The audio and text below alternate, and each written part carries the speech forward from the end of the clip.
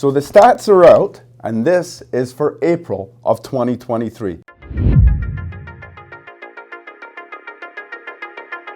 So spring has definitely sprung. April, the real estate market has certainly started getting a bit more active than what it had been recently. Now, spring market this year is not what spring market was last year or the previous years, but it's certainly a spike in activity compared to what we had been seeing over the past year. The big things that we noticed in spring of this year was that the prices did go up over March, slightly, but overall we are still down from this time last year, and I'll get into that in just a second. Overall activity was 670 homes sold in April, which represents a 22% decrease from last April. Remember last April when things started coming down? We were still higher than where we are, but they were on their way down, but activity was still taking place. The prices were just on their way down.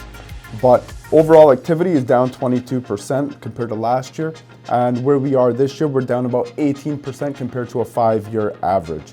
So it's off to a little bit of a slower spring market than usual, but it's definitely an increase compared to what we've been seeing recently. In April, the average sale price across Waterloo region for all residential properties, so that can be a detached home, townhouse, semi-apartment style, the average price across the region was just under $800,000. Do you remember at one point at the very peak of the market, we were over $1 million?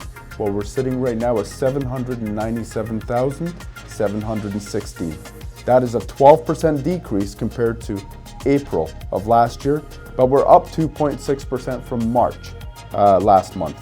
The average price of a detached home in the region was $925,000, which is a 10% decrease from last April. The average price of a townhouse in Waterloo region is $664,000, which is a 12% decrease from last April, but we're up 4% from March of this year. The average sale price for an apartment style condominium was $488,000, and this is an 18% drop from last April. So last April we were quite a bit over 5 on apartment style condominiums. This year we're down to $488. The average price of a semi-detached in Waterloo region is $686,000, which is a 10% drop compared to April of last year. Look at the numbers there, semis and townhouses. The average semi was $686, the average townhouse $664. Pretty close, just an observation there. There were 869 new listings added to the MLS system last month, which is a decrease of almost 50%. So not a lot of homes are hitting the market compared to this time last year. So what does that lead to? Well, we saw a lot of bidding wars. We saw the bidding wars coming back. We saw the offer dates coming back. We saw multiple offers coming back. But it's not as predictable as what we were at the height of the market in 2021, 2022. So what I mean by that is whenever a home came to market last year, like January, February, no doubt it's going to go into multiple offers, sold in 7 or 8 days, if even that.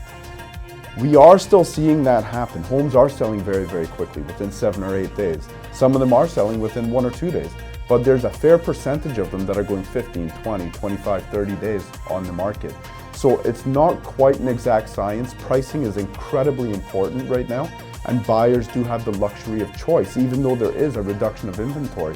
But where buyers lack choice is when a new property hits the market that shows really well, in a great neighborhood, and is priced correctly.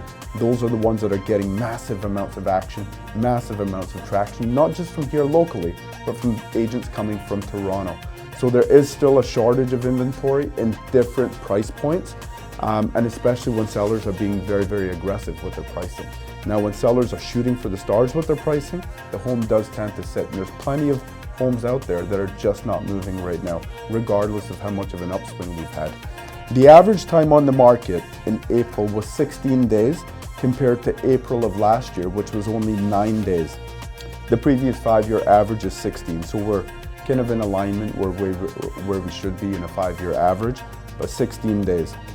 What's going to happen in May? Well, I think we're going to see a continuation in May of what we saw in April, quite simply because the weather's getting better, spring is getting deeper into the spring market, and at the same time the interest rates are not likely to go up. We've had 2 consecutive pauses on the interest rate hikes, which has certainly given buyers confidence to jump into the market.